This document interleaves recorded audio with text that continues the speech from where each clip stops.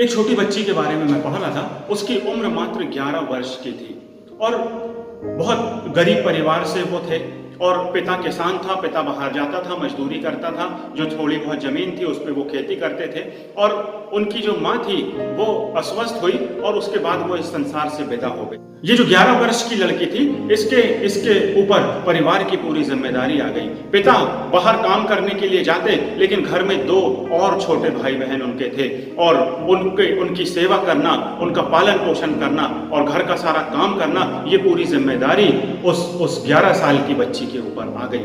और वो काम करती थी और अपने भाई बहनों को भी वो देखती थी और उसके बाद ऐसा ही सब कुछ चलता रहा और कुछ समय के बाद वो अस्वस्थ हो गई। कुछ समय के बाद वो बीमार हो गई। उसे हॉस्पिटल में एडमिट किया गया और वहां पर वो जब एडमिट थी, एक समाज सेविका जो होती है वो वहां पर आती है और वो उससे मिलती है, उससे बातचीत करती है और उससे बातों बातों में पूछती है कि क्या तुम कभी चर्च गई। वो कहती है कि नहीं, मैं कभी चर्च नहीं गई। वो उससे कहती है क्या तुम कभी संडे स्कूल गई, और वो बच्ची कहती है कि नहीं, मैं कभी संडे स्कूल नहीं गई, मुझे कभी टाइम ही नहीं मिला कि मैं संडे स्कूल जाती। तो वो जो सेविका आई थी वो कहती है कि जब तुम इस संसार से विदा होगी और जब तुम परमेश्वर के सामने खड़ी होगी, उसके न्याय के सिंहासन के सामने खड़ी होगी और जब वो तुमसे पूछेगा कि तुमने संसार में क्या किया, तो तुम क्या जवाब दोगी। वो कहती है कि मैं अपने हाथ दिखा दूंगी और प्रभु सब कुछ समझ जाएगा। और सफेद चादरों के बीच से वो अपनी हाथ निकालती है और उस सेविका को दिखाती है जो कटे थे, फटे थे।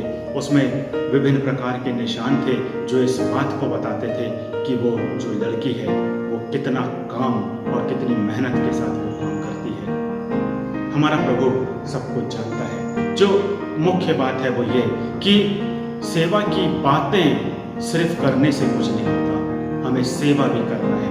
और यदि पहला कुरिन्थियों उसका 4वां अध्याय और उसके 20वें पद को यदि आप पढ़ेंगे तो वहां पर पौलुस इस बात को कहता है कि परमेश्वर का जो राज्य है वो बातों में नहीं है। परमेश्वर का जो राज्य है वो बातों में नहीं है बल्कि सामर्थ्य में है। बातें बहुत सी हो सकती हैं, बातें आप बहुत सी कर सकते हैं, बहुत बड़ी बड़ी और बहुत लंबी लंबी बातें आप कर सकते हैं, लेकिन यदि उन बातों के साथ आप काम नहीं करते हैं तो उन बातों का कोई महत्व नहीं होगा। जैसा याकूब कहता है कि कर्म के बिना विश्वास अधूरा है और विश्वास के बिना हमारा कर्म अधूरा है। मेरे प्रियो, सेवा की बातें करने से कुछ नहीं होगा, हमें सेवा करने वाला